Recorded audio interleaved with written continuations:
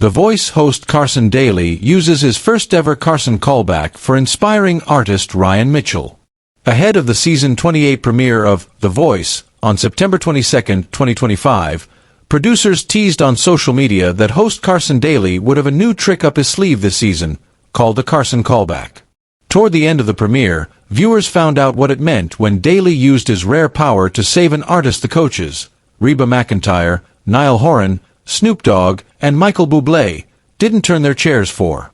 Ryan Mitchell was the lucky recipient of the first-ever Carson Callback. Here's how it played out. Ryan Mitchell and his parents shared his inspiring sober journey before his blind audition on The Voice. After a number of auditions, it was time to meet 29-year-old Ryan Mitchell of Los Angeles.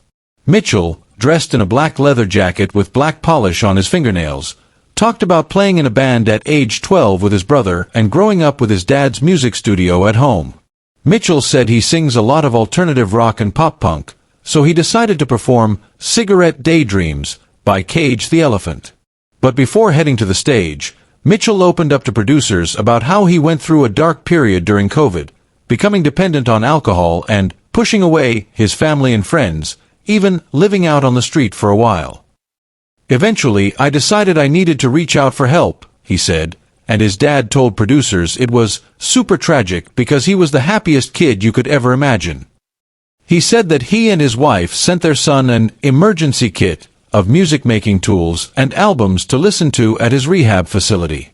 When he would send back MP3s with music that he'd recorded, his dad took as a sign he was going to be okay. His dad broke down talking about that time, and they embraced in a very touching moment. Still sober 4 years later, Mitchell said, "I think music really kind of saved my life," adding that getting help was one of the best things I've ever done. He said that he hoped he could inspire others currently in a dark place to not be afraid to seek help. None of the 4 coaches on The Voice turned their chairs for Ryan Mitchell, so Carson Daly stepped in. When Mitchell did perform, Daly watched on the sidelines with his parents and was shocked that none of the coaches turned their chairs for him. Bublé told Mitchell that he loved his voice but that he was nervous it was so stylized, unsure if he could sing other types of music. Horan also said he wanted to hear a little more. As each of the coaches tried to explain why they didn't turn their chairs, producers kept showing Daly looking agitated backstage, standing with Mitchell's parents. After Mitchell left the stage, Daly went up to him and said, "I'm really frustrated. Sometimes the coaches just don't get it right. There is something I think I can do. I'd like to try and help if you're willing to take a walk with me. We rarely get a cool alt-rock artist like you on the show anymore," Daly said, taking Mitchell further backstage. "In 28 seasons, I've seen coaches let great singers like yourself fall through the cracks sometimes, and I've never been able to do anything about it until right now. So, Ryan, this is the Carson Callback card. You're just too good to let go." Daly continued, "I can only do this once, and from what I just heard, I'm gonna give you the callback card, and what I want you to do is, like, right now, pick a new song.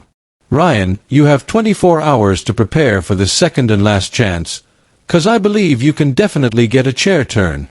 This is going to be the greatest comeback story of all time," his dad sweetly said, and Mitchell, looking totally shocked, said, "I am very, very grateful to Carson. I can't believe it." Mitchell will take the stage again on the 2-hour Blind Auditions episode on September 23rd to see if a different song can convince one or more judges to turn their chairs and give him a shot.